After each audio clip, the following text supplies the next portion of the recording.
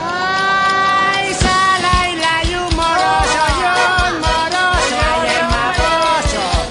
Sala y la tiene cartel de guapapo, abeja y saliva y sala. Sala y la tiene cartel. We've got 6 of your Syrah, which I think is one of the most emblematic collections of Syrah in the country, because you've picked sites all over Chile. And so we're going to walk from north to south. The very first one comes from Alcohuas, yes. which is part of the Elqui Valley, and one of the northernmost commercial areas, but it's not really Elqui Alcohuas, is it? Sí, well, Alcohuas is, I've made wine in different parts through Elqui. It goes from the Andes towards the sea. This is one of the highest, or the highest vineyard in Chile, is around 2,000 meters over sea level. On a drama, you've been there. It's like the most dramatic landscape ever, with a river, a bit of green, and then these huge, like big hills of granite soils. So you get the clear skies. There's basically no clouds ever. So the physiological cycle of the grapevine gets shortened quite dramatically. So we harvest quite early for a Syrah, end of February. Yeah, so that would be the first, one of the earliest harvests in the country, and definitely the first. On a red, on the first Syrah for sure.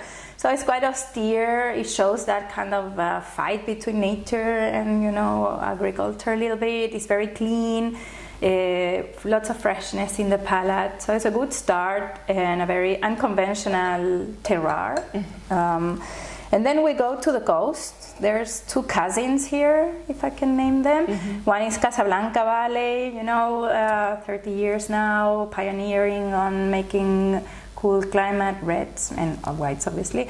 And its little cousin San Antonio, it's kind of a little bit younger.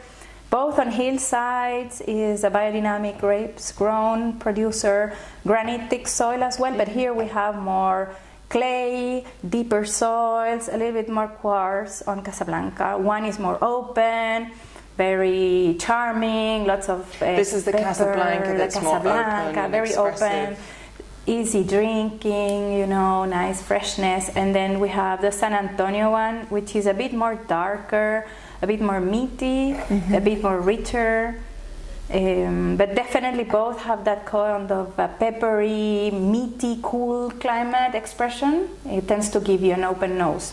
Super. And that's what you find throughout the kind of cooler coastal regions. Absolutely. As well. Yeah, everyone's with the nuances, but definitely you come from the austere top of the Andes to very open, fresh, you know, on 2 different personalities. And then we move towards back to the Andes again, but this is the traditional old school wine country from Chile, Maipo, where everything started, Pirque. A cooler side of Maipo again. This is a flat gravel, both of them, so we change type of soil. We get the coolness by the mountains, By the mountains. But I always about the influence, the Andean influence on a deep, well-drained, low fertility soil. These are probably the oldest Syrah plants in the country. Syrah still youngish compared to, you know, the old Rhone-esque thing. But here, so how old would these vines be? The old Syrah in Chile, I think 30, if I might be mistaken. But I think Montes brought the first Syrah plants here. So I don't think more than 20. It's relatively new here. Relatively new. But it's really taken off. And what's interesting, I mean, the Cachapoal has that kind of classic, more mountain Chile feel. But I think Pirque from Maipo really stands out because it always smells like Pirque. So it has this very minty characteristic. What is it that you think gives Pirque this very special character? I think it's quite cold, Pirque, at the end of the day, you know. It is high in altitude, even if it's a flat vineyard. Here we are 700 meters compared to by the sea. And it kind of traps, it's a kind of a closed valley, and it kind of traps the temperature. It snows in the winter in the nearby peaks, so it's that, and to be honest, I'm trying to show the profile. So I harvest a little bit earlier to have that more verbal character that can disappear, obviously, if you harvest it in May. You know, this is coming to the winery by March, mid-March. And then the last one is the very last one that you harvest as well. This is the Apalta. That would be probably between Cachapoal and Apalta, a couple of week differences, but definitely on the last.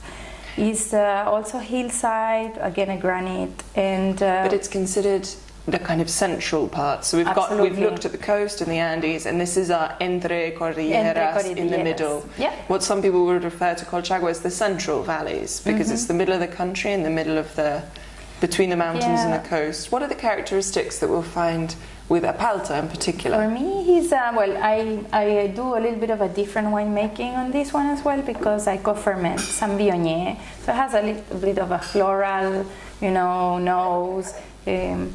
But for me, it's kind of more elegant. It's quite smooth, refined, and soft. It's very long.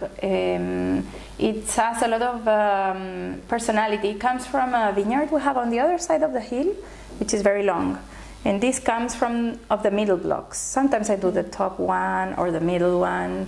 So depending how high you go, it's southeastern exposure, so it barely has evening sun as well.